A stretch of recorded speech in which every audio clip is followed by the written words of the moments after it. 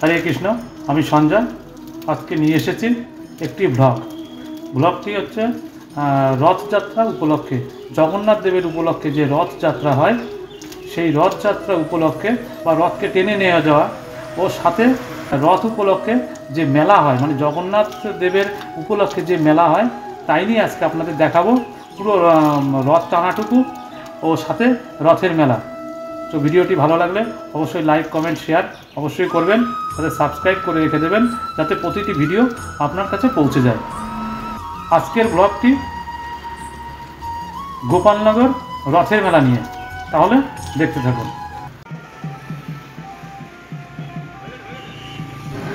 রথ আসছে, রথ টানতে টানতে আসতে অপেক্ষায় আছি, দেখি রথটা আসুক। ওই দূরে দেখা যাচ্ছে, অবশ্য ভালো নজরে আসছে না, আসছে। আমি তো দাঁড়িয়ে আছি ক্যামেরা নিয়ে, আসতে থাকুক। এদিকে অনেকেই অপেক্ষায় আছে, রাস্তার দুপাশ থেকে মোটামুটি লোকজন বসে আছে, কেউ কেউ কোনো প্রসাদ নিয়ে বসে আছে।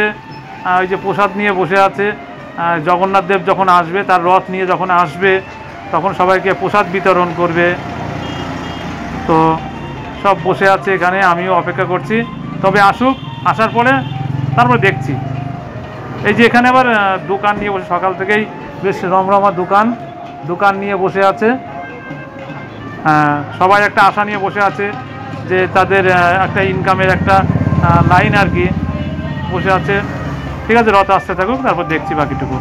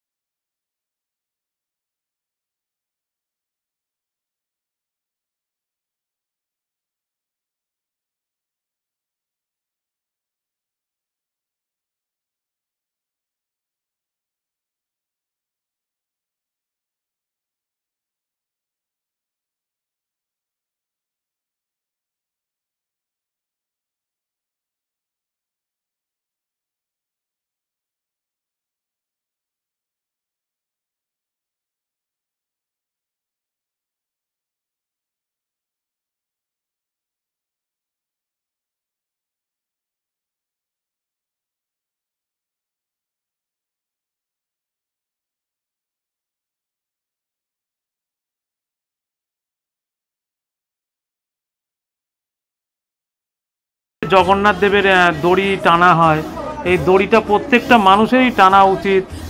আমরা শাস্ত্রে পড়েছি বা আমি নিজেই পড়েছি, যদি এই জগন্নাথ দেবের দড়ি যদি টানা হয় বা রথকে টেনে নেওয়া যাওয়া হয়, প্রতি বছরই যদি আপনারা করতে পারেন, তাহলে মানুষের আর এই কোনো মানুষ রূপে আপনাদের জন্ম মানে পৃথিবীতে আর আসতে হবে না। তার এই জন্মই শেষ জন্ম যদি আপনারা রথ টেনে নিয়ে যান, মানে জগন্নাথ দেবকে আপনারা নিয়ে যাচ্ছেন সাথে করে, তো সে আপনাকে কি করে ছেড়ে চলে যায়? জগন্নাথ দেবের কাছেই আপনি সারা জীবনই রয়ে যাবেন, আপনাকে আর পৃথিবীতে জন্ম নিতে হবে না।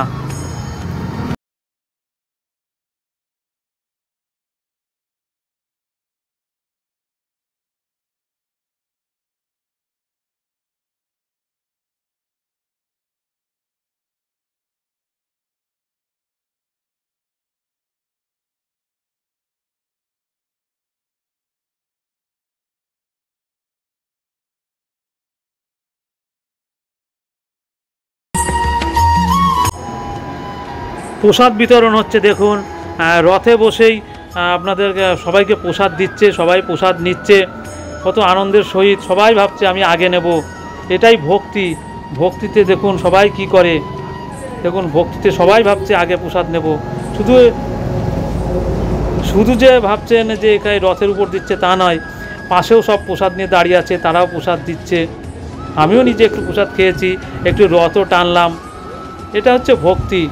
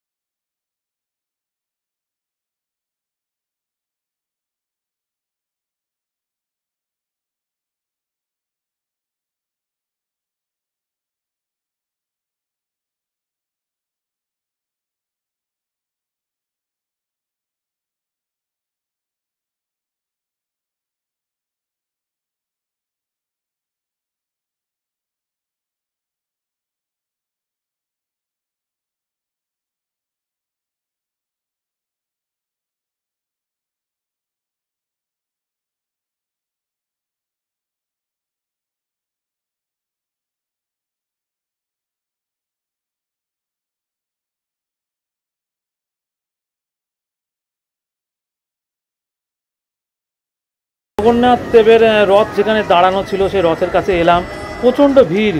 তবু ভিড়ের মধ্যে দিয়ে হাঁটতে হাঁটতে এলাম, তবু তাকে তো একবার দেখতেই হবে। তাকে তো দেখার আশা নিয়ে বেরিয়েছি। আমি কেন, সবাই এখানে বেরিয়েছে জগন্নাথ দেবকে দেখবে, তার রথকে দেখবে। তো তার এখানে এলাম, জগন্নাথ দেবের এখানে রথের এখানে প্রণাম করলাম। সঙ্গে আমার ছোট ছেলেকে নিয়ে এসেছিলাম। তো তাকে নিয়ে জগন্নাথ দেবের কাছে আসলাম, এসে প্রণাম টনাম করে কিছুক্ষণ দাঁড়িয়ে আবার মেলা ঘুরতে বেরোলাম। তো চলুন, এই জগন্নাথ দেবকে দেখলাম, দেখার পরেও আপনাদের একটু ঘুরিয়ে দেখাচ্ছি মেলাটুকুকে। হ্যাঁ, ঠিক আছে।